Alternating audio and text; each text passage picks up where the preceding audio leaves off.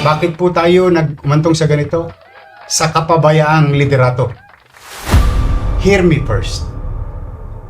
Yorme, 1,000 lang. Ha? Ito para madali lang yung mathematics natin. Ha? 1,000 lang po yung binabayaran ko. Ngayon, 12,000 na. Ang laki naman po ng tinaas. Divide it in 365 days. Yung 12,000 pesos.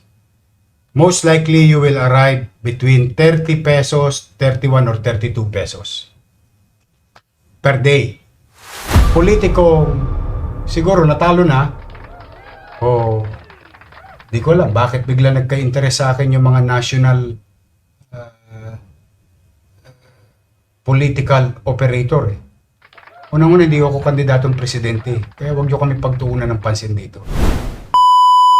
Nako po, hindi na po nakapagtigpi si Yormisco Moreno at piniliwanag na po niya. It's about po sa basura na talagang ginawang big issue.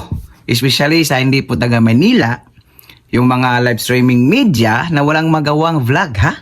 At talagang tiniran nila si Yormisco Moreno na buong akala nila ay tatakbo ang ating buting Yormisco Moreno sa mataas na posisyon. This coming 2028, nagkakamali po kayo. Dahil sa video ito po, pinaliwanag po ni Yormisco Moreno, dahan-dahan mga kuis, mga guys, para maliwanagan ang lahat ng nakikisausaw na hindi naman po taga Manila at yung nakikisausaw na mga talunang politiko kasama ang kanilang mga trolls. Mga live streaming media, nasyonal, na wala naman pong alam talaga. Basta lang po may maiba to patungkol kay Yormisco Moreno. At yan pong mapapanood natin sa video ito. Klarong-klaro po ito. Malinaw pa sa sikat ng araw, ha? Napakalinaw po nito. Okay? So without further ado, let's begin. Now, let me begin and address a particular concern ng ating mga nagninegosyo sa lungsod ng Maynila. Ako po ay habang nasa Singapore, that was like Thursday and Friday, kaya po tayo walang Yormes Hour nung Friday, ako po ay may itinakdang study tour sa Singapore sa mga bagay-bagay na ginawa na natin sa Maynila at pwede pang magawa sa Maynila, particularly creating open green space in our city and with regard to paano mapapabuti pa ang katatayuan ng ating mga paralang pangkolehiyo o tertiary education. Partikular na dyan ang UDM. Tayo nakipagtulungan, nakipag-usap at nagpalitan ng mga idea. Dyan sa katulad halimbawa Republic Polytechnic sa Singapore, ITE sa Singapore at NUS. Para sa future ng mga batang Maynila. Now, habang ako po ay nandoon, ay may mga nagte-text po sa akin na may concern po sila at particular na yung bagong schedule of fees patungkol sa garbage fee ng business sa lungsod ng Maynila. Kaya minabuti ko po ngayon Lunes, pagbalik ko po, nakabalik Sabado ng gabi, halos madaling araw na. Ngayon pong Lunes ay nais kong ipabatid sa inyo na inalam namin ang inyong concern at dito maipaliwanag sa inyo ano ang mga dahilan kung bakit. At of course, siyempre, at the end of the day, kailangan namin ang inyong tulong at pangunawa. Now, mga kababayan, hindi po kaila sa atin at gusto ko lang i-remind. Let's go back a little bit, no? Yung konting adjust lang ng panahon.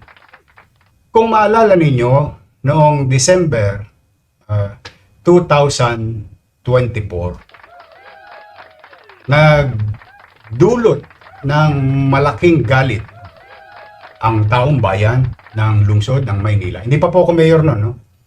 December of 2024, nagdulot ng malaking galit sa puso't isipan ng mga taga Maynila. At yung ibang dumarako rito, pinupulaanan ang lungsod sapagkat sa dami ng tambak na basura sa ating pamayanan, sa iskinita, sa major thoroughfare, at pati hindi na nakokolekta ang mga basura sa loob ng bahay. Kinagalit po yan ng mga taga-lungsod ng Maynila. Tapos po, yung administrasyon na yun, ah, ang kanilang kakontrata, buti may, yan, i-steady mo yan, i-play mo lang yan, please. At ang kanilang kakontrata noon ay ang Lionel Waste Management at the time. At by the time, October of the same year, ay ang Lionel ay nagpaalam na po na hindi na sasali sa bidding ng basura. At dahil sa kadahilanan, hindi sila nababayaran for the past 8 months. Hindi na po nila kaya i-sustain. Hindi sila nababayaran ng dating administrasyon. That was October kasi po ang bidding niyan ay mala October. So ahead of time ay nagpaalam ng matino at mahusay ang Lionel. Ulitin ko hindi dahil sa ayaw nila ng negosyo, ayaw nila ng trabaho, dahil hindi na po nila kayang i-sustain dahil 8 months na silang hindi napabayaran. Minabuti naman ang administrasyon na iyon ay kumuha ng panibagong kontratista.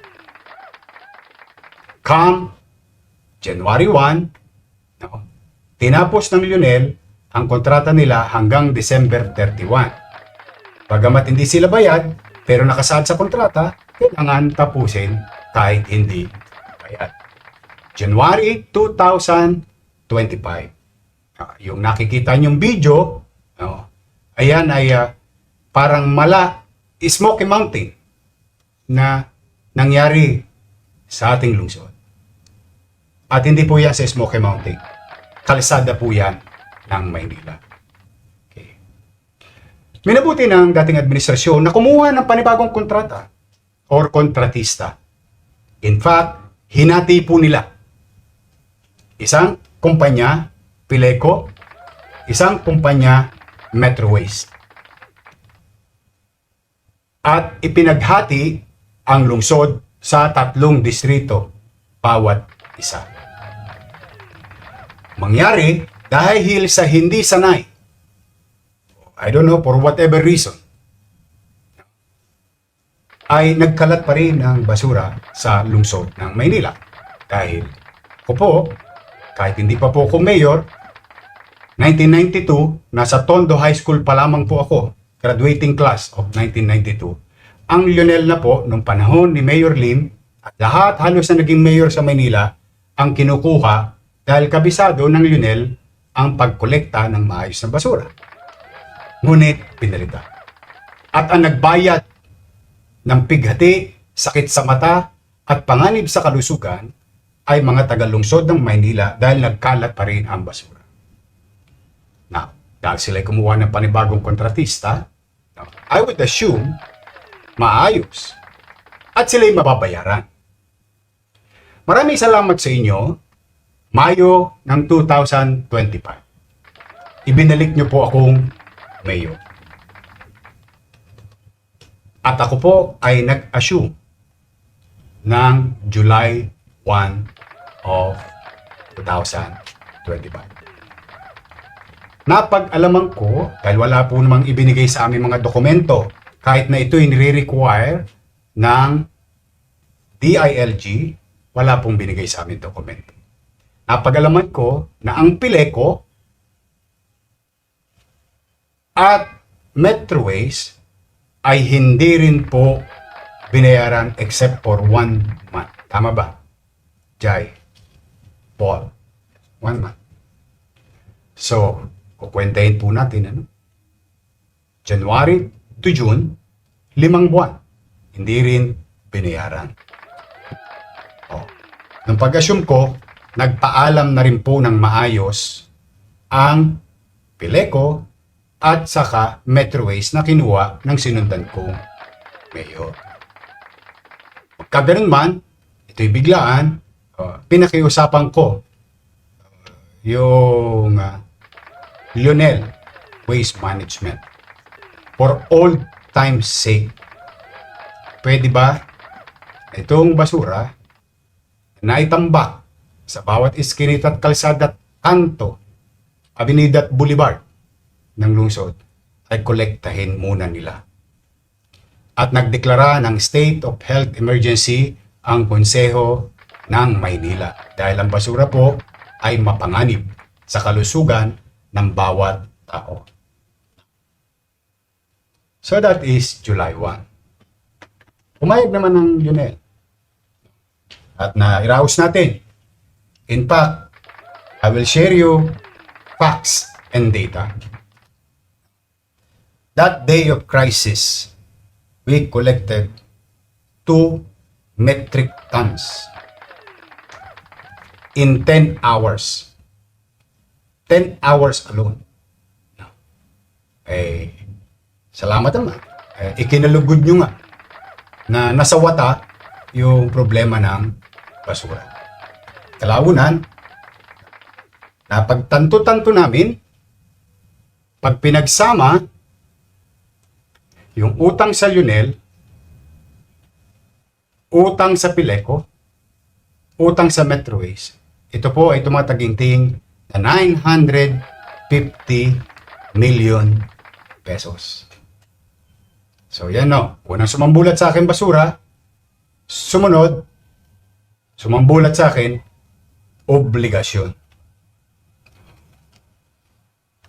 Now, mga kababayan, salamat naman, hindi po sa pagbubuhat ng bangko, buong July nakaraos tayo ng maayos na ibalik ulit ang kumpiyansa sa bawat naninirahan at nagninegosyo sa lungsod ng Maynila na nag-normalize ang koleksyon ng basura.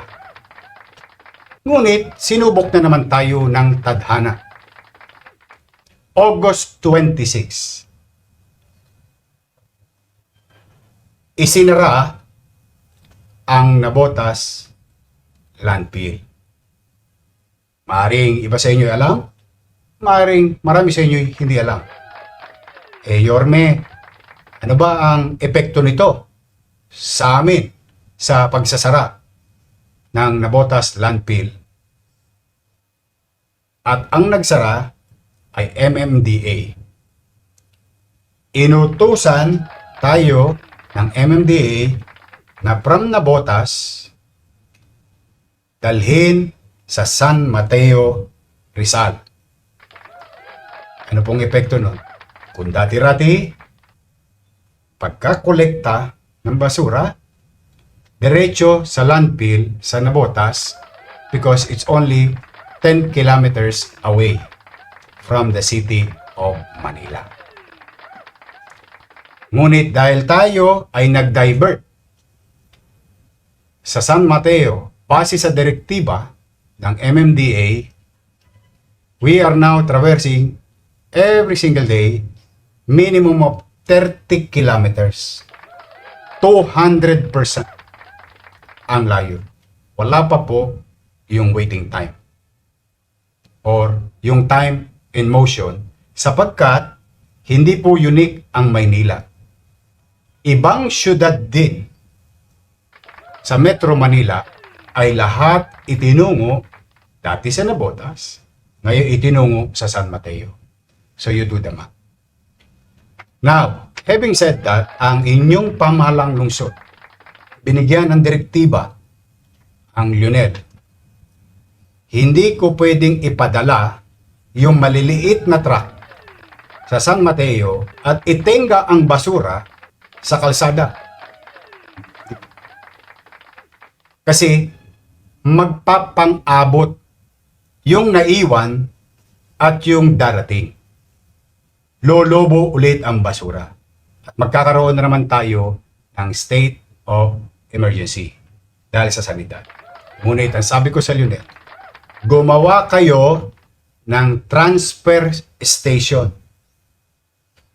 at bumili kayo ng malalaking truck to transfer those garbage collected in our street in Tondo, Maynila.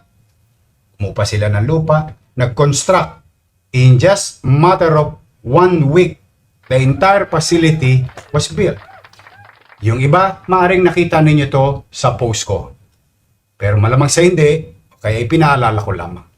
At bumili ng maraming malalaking hauling truck.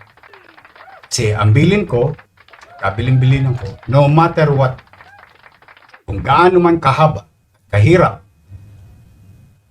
kailangan makuha ang basura sa tamang oras. Salamat sa Diyos. Hindi nyo naramdaman ang problemang dulot ng pagsasara ng nabotas at doon na tayo lahat maglandfill sa San Mateo ayon sa MMDA. Na-resolve ba? Hanggang ngayon, nagagamit na. Ayun po, no? Ayun yung unang bahagi.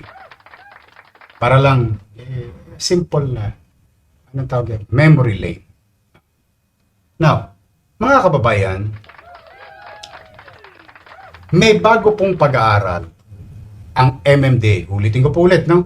MMDA. Ang tawag po dito ay WACS. W-A-C-S. Pasensya na po kayo ha, dinadaan-dahan ko po para po wala na pong kalituhan. I ask for your patience to stay and dadaan-dahanin natin. O WACS. Ang tawag po dito is Waste Analysis and Characterization Study.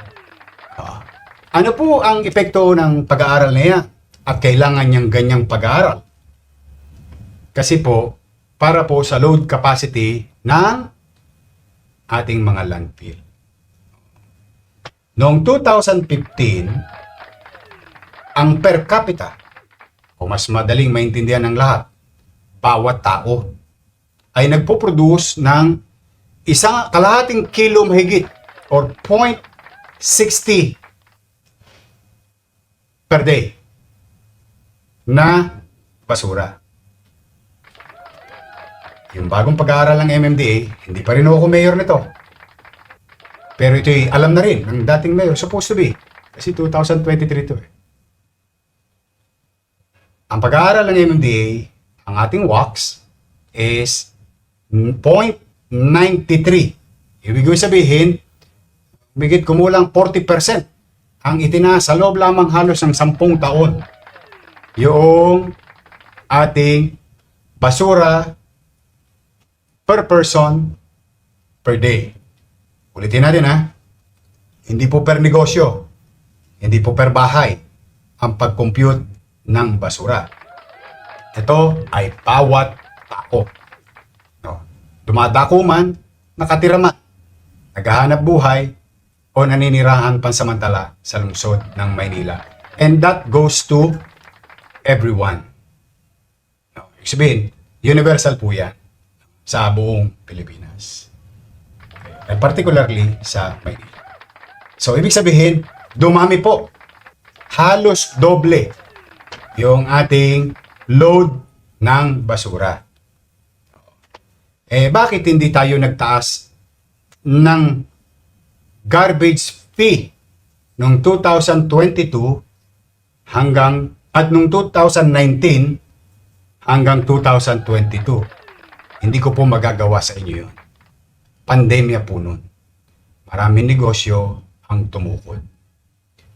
Pagamat, kailangan ng pera ng lungsod at that time, which nagawan ko ng ibang paraan, ay paliliwanag ko rin mamaya, noong pandemya, hindi ko po maatim. Apakahirap na desisyon. Bagay na dapat ng desisyon, pero inunawa ko muna yung katatayuang universal situation ng buong mundo, ng buong Pilipinas, at ng buong bansa, ng buong syudad, noong kasagsagan ng pandemya. Pagamat patuloy na lumalago ang load o dami ng basura sa atin dito sa lungsod. Ang Maynila ay meron humigit kumulang 1.9 million population. To be exact, 1,899,458 variables po yan, but more or less 1.9 million nighttime population. Bakit may nighttime? Bakit may daytime population? Opo. Ang Maynila po, lumalago ang populasyon, humigit kumulang 3 milyon sa araw. Depende sa araw. Pag weekdays at weekend. Dahil ang Maynila po ay sentro ng komersyo and center of education in the entire country. Except for Ateneo, na dating taga Maynila, name a school. Most likely, it is located in the city of Manila. At ang populasyon po nila by the hundreds of thousands. Estudyante pa lang po yun. Wala pa yung negosyo. So yun po, no? Populasyon natin, 0.9 sa gabi. 3 milyon sa araw. Kaya ang Maynila ay halos naglalabas, kumukuha 650,317 metric tons annually. Nighttime population. Kasi hindi na po namin kinukwenta yung daytime population. Okay? So, dumoble ang pag-produce ng basura sa lungsod ng Maynila. In 2013, kung saan huling nagtaas ng garbage fee ang lungsod ng Maynila, ang presyo po ng krudo at the time is from 39 pesos to 43 pesos per liter. Ngayon po, January 16, ang presyo ng krudo per litro 56 to 59 pesos per litro. And I hope you're following me and you're doing your own computation. Pangalawa, noong 2013 po, ang sweldo ng tao, katulad ng pasweldo ng mga kontraktor sa kanilang empleyado sa NCR, is 466 pesos per day. Sino yan? Palero. Driver. Ang driver, mas mahal pa. Pahinante. Tagadampot, pukol, salo. Sa bawat truck na iikot at kokolekta ng basura sa ating mga pamayanan at negosyo. So, 39 to 59, gasolina. Sweldo ng tao, libo-libong tao, 466 pesos to 695 pesos today. Kaya mapapansin ninyo, kahit ano pang abacus, calculator, ang gamitin natin, ay talagang hindi maiiwasan na lumobo ng gusto ang value or halaga para makolekta ang basura sa lungsod ng Maynila. Ngayon, Yorme, magkano na po ang ating binabayaran sa lahat ng uri, logistics, and so on and so forth. Marami po yan nakasaad. 1 billion 350 million taon-taon. Yorme, magkano naman ang nasisingil ninyo sa aming mga negosyante taon-taon laban sa 1.350 billion pesos na bayarin para maging malinis, maayos ang pagkolekta ng basura. Simula 2013, magpasa hanggang ngayon, December 31, 2025, ang amin lamang pong nakokolekta ay 110 million pesos. Abonado ba tayo na malaki? Hindi po tayo abonado. Pabangkarote po tayo. Pero may solusyon po dyan. Mga nanay ko, mga tatay ko. Kaya natin yan bayaran. Bakit ba hindi?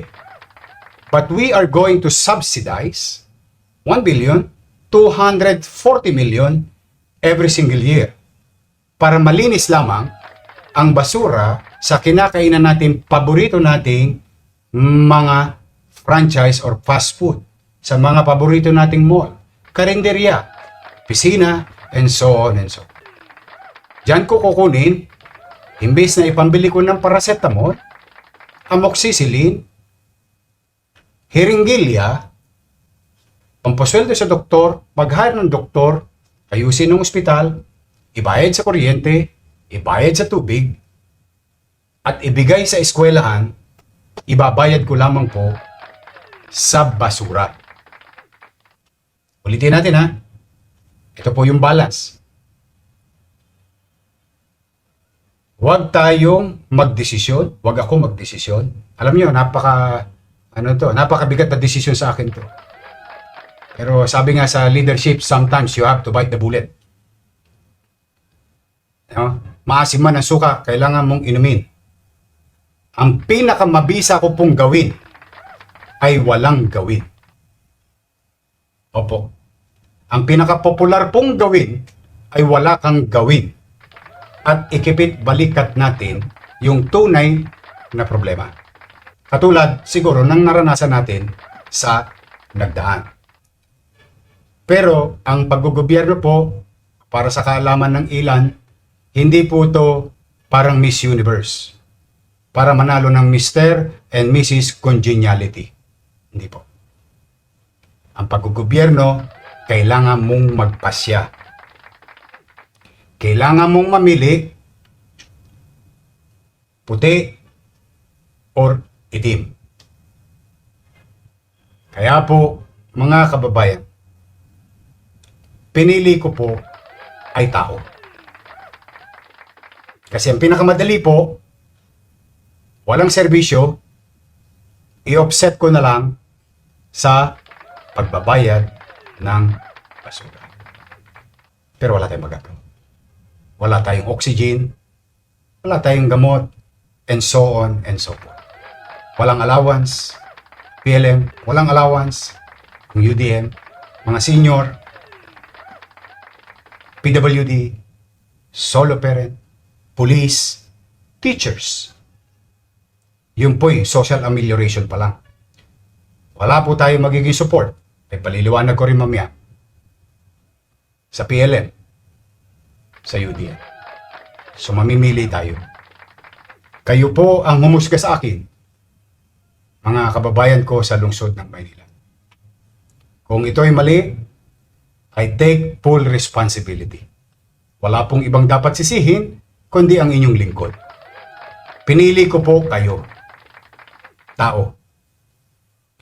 At ngayon naman ay hiningi ko ang tulong ng ating mga naghahanap buhay sa lungsod ng Maynila.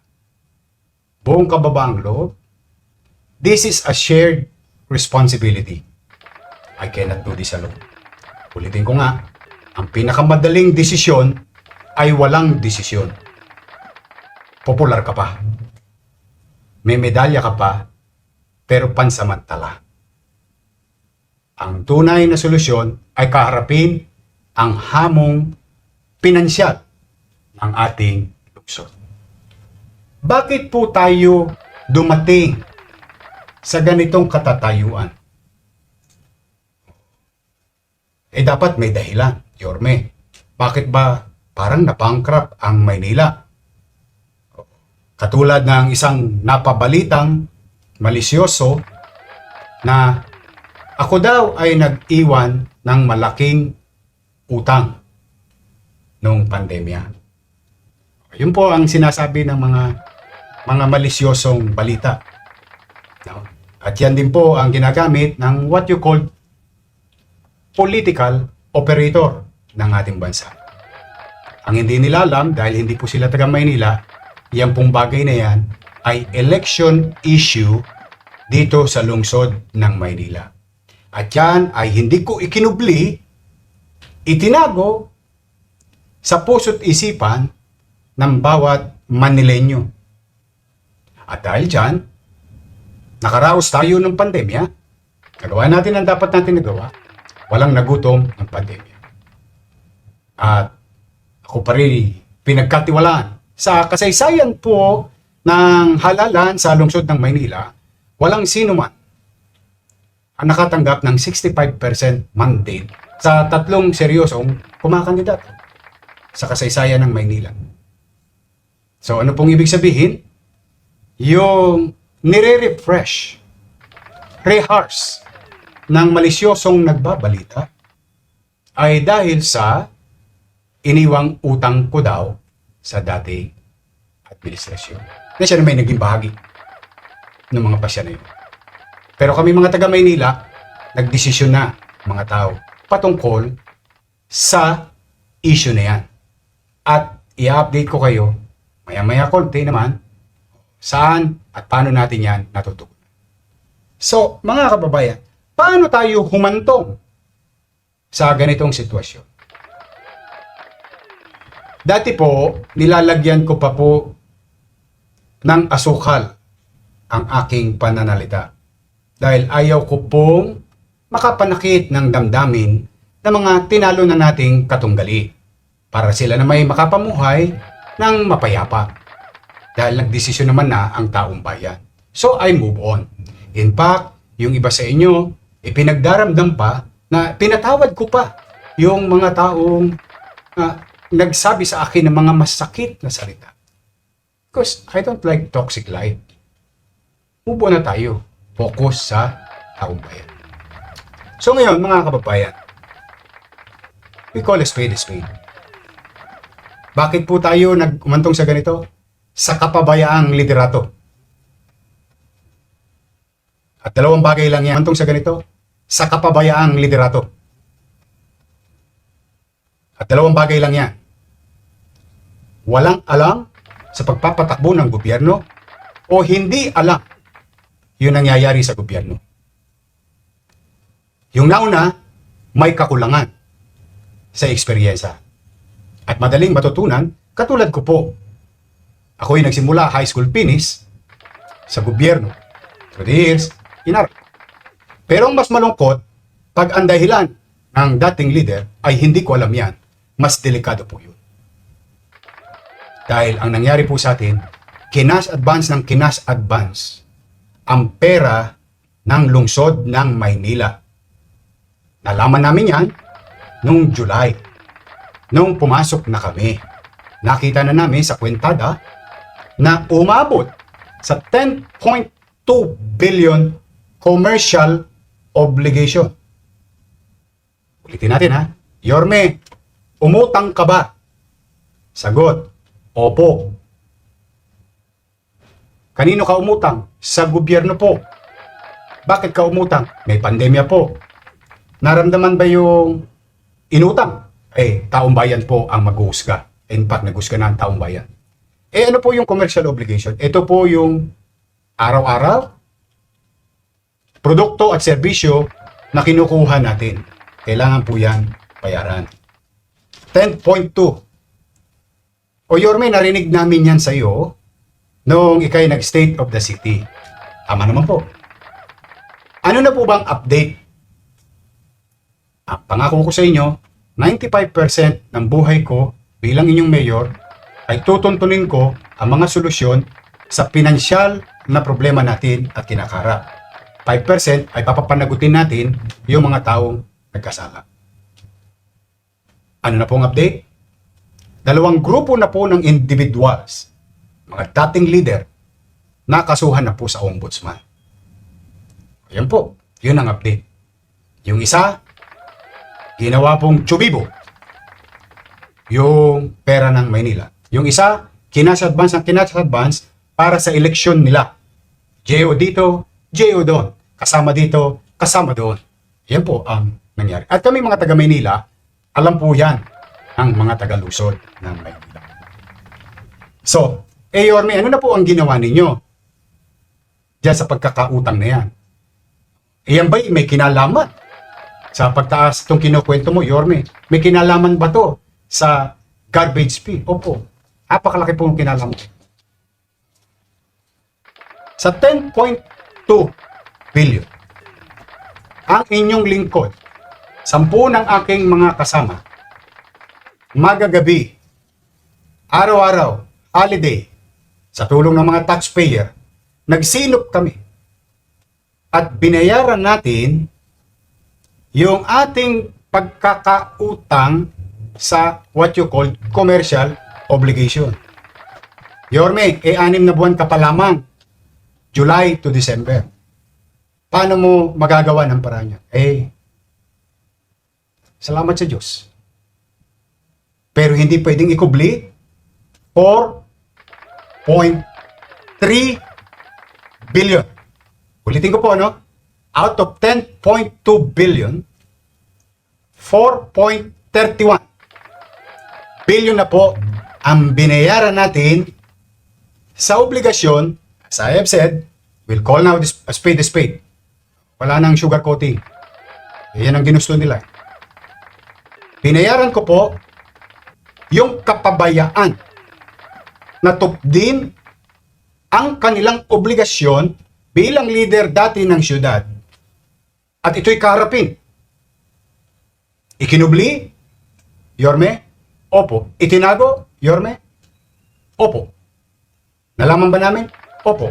Ginawan ba namin ang solusyon? Opo. Nasa harapan niyo po. 4.31 billion. Almost 40% mahigit ang nabayaran natin sa luma nilang obligasyon. Yorme, paano naman yung utang mo? Tulad na nasabi ko kanina, umutang ka, Yorme. Alam niyo naman po, sa mga taga Maynila, alam na ito. Pero kung hindi kayo taga Maynila, para sa inyo na rin ito. Nakapagbayad ba tayo ng aking pagkakautang? Inaako ko na po para wala nang mali siya yung mga bali-balita. Total, hindi naman sila taga Maynila, hindi naman talaga nila narinig yung kampanya, hindi naman nila narinig dito. Baka lang wala na silang maibalita, ito na lang ang ibabalita. Magkano na nabayaran mo, Yorme, sa loob ng 6 na buwan? Sa pagkakautang mo ng pandemya? 557 million, 0.87. Yan pong utang na yan sa bangko ng gobyerno, Land Bank at DBP.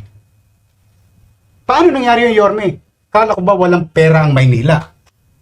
Dahil sa waldas, kapabayaan, walang kaalaman sa pagpapatakbo ng gobyerno yung mga nagdaan. Pagpasensyaan nyo na po kung medyo masakit ang salita na yun. Pero minsan, we have to real talk lang tayo. Kasi parang gusto ata nila yung kampanya ulit. No? Lahat ng ito yung narinig na sa kampanya. Paano yun nangyari? Nagsinop po ako. Nangako ko sa inyo, magsisinop ako. Nakaraos. Yorme, kaya namang palang bayaran. Bakit tayo nagkandabaong-baon? Hindi ko rin po yan masagot. Kaya nga po, idinimanda ko sila lahat sa ombudsman sa cash advance nila. Ang cash advance nila, 250 million, 369 million, 447 million. Alam mo, matatapos na, nag-cash advance pa ng 70 million. Talo na, nag-cash advance pa ng 80 million. Yan po. Ngayon, nakaraos tayo. Nakakain ang bawat tagalungsod. Maraming obligasyon ang natupad. Marami pa tayong pagawaing naisayos. Paano nagkakasya lahat yun? Ayoko po magbuhat ng bangko. I'm just stating facts na lang. Saan nangyari lahat yun? Yorme, 2026 na. Teka muna. Ulitin natin. 43%. 41%. Yung aking inutang, sa mga ito na take note nyo na to. Yung aking inutang noong pandemya para iraos ang 2 milyong humigit kumulang na Manileño sa kasagsagan ng pandemya. Nabayaran ng 557. Ang tanong, Yorme, ilang porsyento ba sa loob ng 100% para mabayaran yung utang na ginawa mo? Yorme, sa loob ng 6 na buwan, 4% lang po. Let's just say 4.7. Pag ginawa mo siyang 2 6 na buwan, which is isang taon, nasa 9.4% lang po ng buong budget. So ilan po ang natira? 90%. 0.3 ang natirang pera. Ano ba yung 90%? Sa numero, 90% of 25 billion. Bakit tayo nagkautang ng 10 billion? Kung meron tayong 90%. Sa 20 billion, 90%, that's 18 billion already. Para lang madali sa mathematics, ha? Pero ba't tayo nagkautang ng 10 billion? Kasi pariwara. Kasi pinabayaan. Nagbalikan si Edith Pati sa City Hall. Ayun po yung totoo nun. Kaya nga marami nagkakaso sa kanila. May kaso po yan lahat, mga yan. Commitment ko sa inyo yan. So ulitin natin, ha? Para sa mga hindi alam, na hindi naman maaaring taga Maynila, ngunit, siyempre kami naman mahaba magpasensya. Yung inutang namin, may tinatamang, para mas mabilis ang kwentada, 9%. So meron tayong 90% operation. Kaya lamang, 2026 na. Kakayanin pa ba natin? Ulitin ko, ang pinakamabisang desisyon at pinakapopular na desisyon ay huwag magdesisyon. Ang pinakamabisang piliin ay huwag kang pumili ng pasya o direksyon. Kasi mas popular po yun. Kaya po, mga kabayan, napilitan tayo. Huwag mag-offset ng mag-offset at ang pera natin ay mapunta lang sa basura. Imbis na mapunta sa gamot, paaralan, pabahay, edukasyon ng ating lungsod. Wala pa dyan yung paglilinis, creating green space, peace and order situation, and so on and so forth. Wala pa po yun. Minimize ko pa. So, dahil kayo ang pinili ko, kaya naman ako'y nagpasya na kailangan na natin kaharapin at wag nang ikipit balikat. No? Kanina nga sinabi ko sa flag ceremony, nagtapat na ako. We are really in the brink of bankruptcy last 2025. Pero karaos tayo, salamat sa Diyos. Yorme! Now, Yorme, 1,000 pesos lang ang binabayaran ko. Ngayon, 12,000 pesos na. Masyado namang malaki, Yorme. Tama naman po kayo. Hindi ko po kayo, wala po, maaaring ako yung mali dito, pero hear me first. Yorme, 1,000 lang. Ha? Ito para madali lang yung mathematics natin. Ha? 1,000 lang po yung binabayaran ko. Ngayon, 12,000 na. Ang laki naman po ng tinaas. Pagtitingnan niyo po yung numero. Pero, ulitin natin, babalik tayo sa science. Nino, ng MMDA at ibang ahensya ng gobyerno. Let's just say 12,000 na ang babayaran mo sa negosyo. Then, let's divide it. Tulungan nyo. Divide it in 365 days. Yung 12,000 pesos. Most likely, you will arrive between 30 pesos, 31 or 32 pesos. Tulungan nyo. Divide it in 365 days. Yung 12,000 pesos. Most likely, you will arrive between 30 pesos, 31 or 32 pesos per day. Ulitin natin, ha? Yorme, 1,000 lang binabayaran ko dati. Naging 12,000 na. Pag tinignan mo, by its face, malaki. Pero sa totoo, when you divide it in 365 days, Yorme, teka muna, daya mo naman. Bakit ka nagko-compute ng 365 days? Opo, hindi naman pwedeng Lunes lang ako naghahakot ng basura.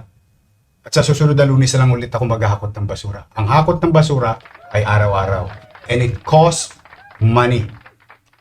And that money is your money. And I will direct it para lang mapunan between 110 million at pagitan ng 1 billion 350 million. Kita nyo.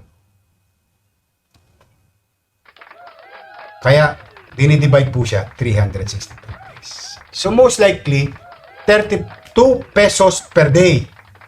Let's just say 32 pesos. Hindi nyo pa po binilang yung empleyado nyo. Let's just say, Yorme, online seller ako. 12,000 na yung babayaran ko. Wala naman po akong basura. May 3 po akong empleyado. Pag-iisipin nyo po, wala. Pero ayon sa pag-aaral, direktiba, ang pag-compute ng basura ay per capita or per person. So, let's just say, 32 pesos a day. 3 ang empleyado mo. I-divide natin. Magkano isang araw? 10 pesos. Mahal po ba? Kayo na po ang musga. Mas mahal pa po magpatapon ng basura sa kariton. Alam yan, mga taga-Tondo at ibang bahagi ng Maynila. Yung nagpapatapon. So parang lumalabas, 10 piso per empleyado. In fact, meron pong isang insidente rito, nakarating naman po sa akin, at talaga naman po pinarecompute ko. Meron siyang negosyo, Yorme, 54,000 lang po binabayaran ko sa basura every year. Ngayon po yung naging 250,000 na. Pag tinignan nyo po, malaki. Ano po yung negosyo? Dormitory. Ilan po yung dormitory? 270. Parang lumalabas lang po 7 pesos per person. Magkano po upa sa dormitoryo? 2,000? 1,500? 3,000? Or bed space? 7 pesos lang po ang halaga.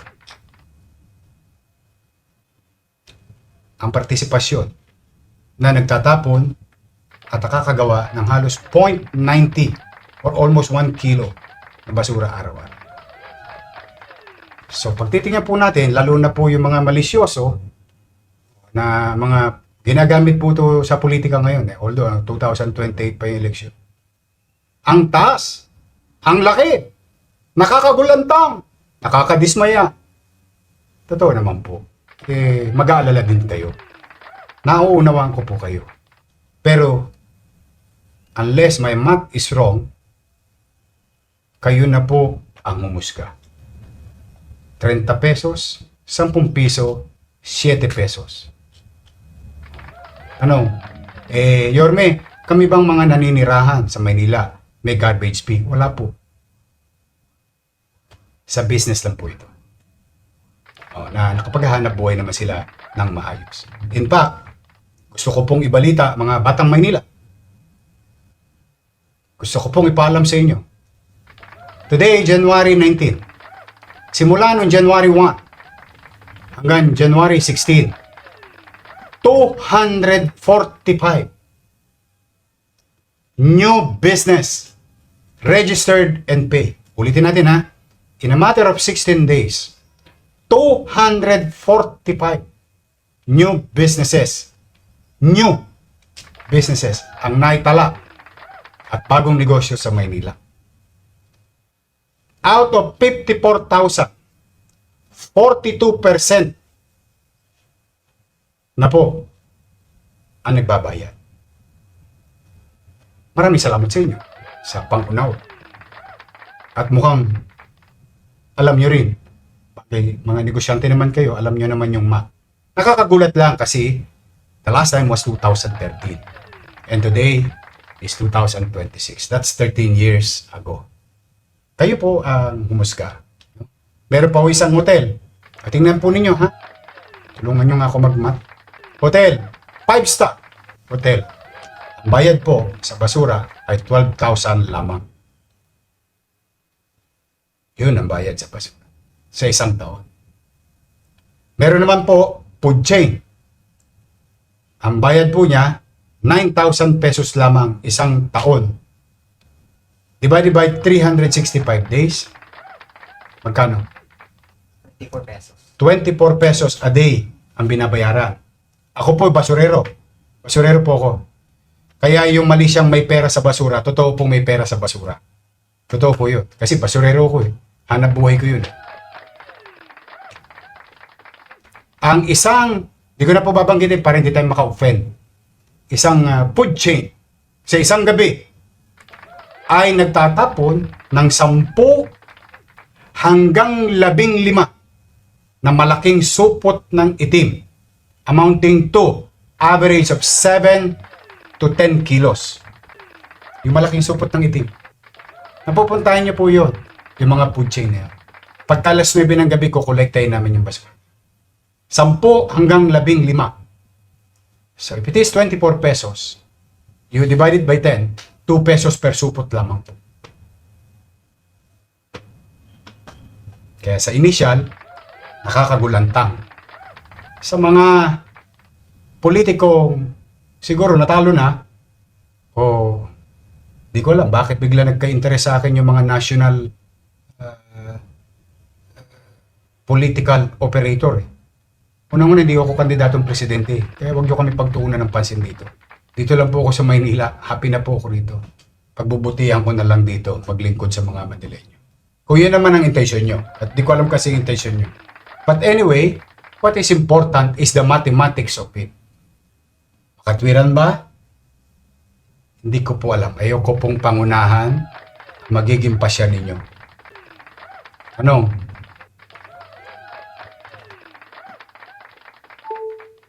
Yorme, kapag kami ba'y nagbayad at nakiisa sa panawagan mo, ano naman ang magiging sukli namin bilang naghahanap buhay sa Luzon? Kung nagustuhan niyo po ang serbisyo ko, ay pipilitin ko pa pong doblehin na maging mainam, masinop na paglingkuran kayo. Yun naman po ang sukli ko sa inyo. At lahat ng bagay na makapagpapataas ang antas ng pamumuhay ng tao sa lungsod ng Maynila at mga taga-lungsod ng Maynila, yun po'y patuloy ko pong gagampanan. But for the meantime, huwag po ninyong iisipin na nagkadoble-doble ang garbage fee, luluwag na po ang pera natin. Hindi po. Ulitin ko hindi po. Yung pagtaas ay pagtugon sa distansya ng layo ng gastusin at ng kinikita. At yung isa ay nakatuon sa gastusin na kapakinabangan ng mga naninirahan sa lungsod ng Maynila at mga dumarako rito. Ang sukli ko, magbubuti po. Kaya po ako'y nananawagan sa inyo, mga bayan. Talaga pong pinakikiusapan ko yung mga ahensya ng business permit, zoning, building permit, treasurer, assessor. Practice good governance because you deserve better things from your government. Yan ang lagi kong tagubilin sa kanila. Ang ating pamahalaan ay hindi perpekto, pero habang ako'y nandito, ay pipilitin namin magbuti at itama ang dapat ibigay sa tao, dapat ibigay sa tao. At makapag-isip ng panandalian, ng agaran, at pangmatagalang programang kapakipakinabang sa mamamayan. Yan naman po ang sukli ko sa inyo, mga nanay ko, tatay ko, mga batang Maynila, at mga lolo't lola kong minamahal. Kaya po, ulitin ko, nananawagan ako. Help me. Garbage problem is a shared responsibility.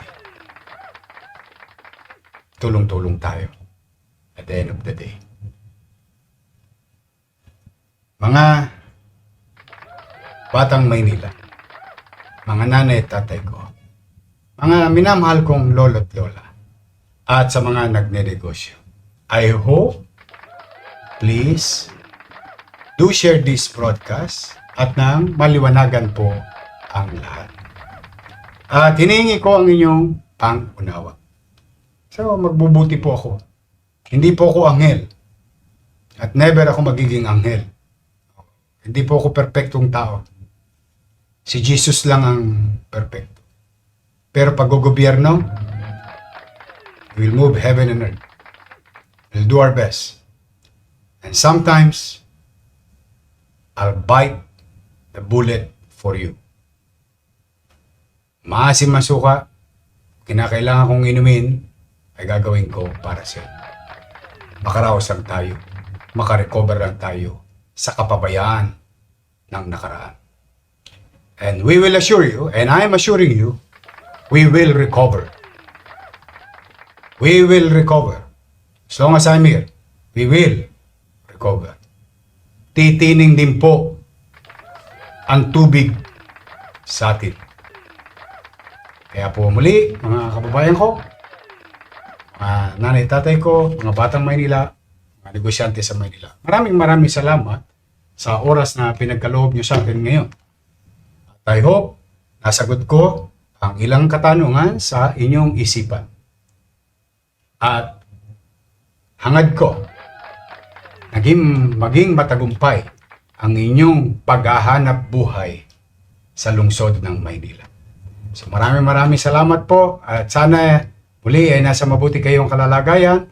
Please do share this broadcast for everyone's proper information. Mag-ingat po kayo sa mga lolo't lola ko. May balita ako sa inyo. Bukas ko na yan para ibang topic. Pati sa PWD at solo parent. Bukas mag-a-announce po ako at tabayanan nyo po yan. But for the meantime, stay safe. Help me, mga kababayan, to make Manila great again. Pagpalain nawa kayo ng buong may kapal. Maraming salamat, and Manila, God first. Sa lahat ng viewers ni Dodoy Teo, ito, yun, steady lang kayo dyan sa Gedli. Please continue to watch the videos and please do subscribe. Ingat kayo. God first. Our hearts beat to the city streets. We began to feel the fire.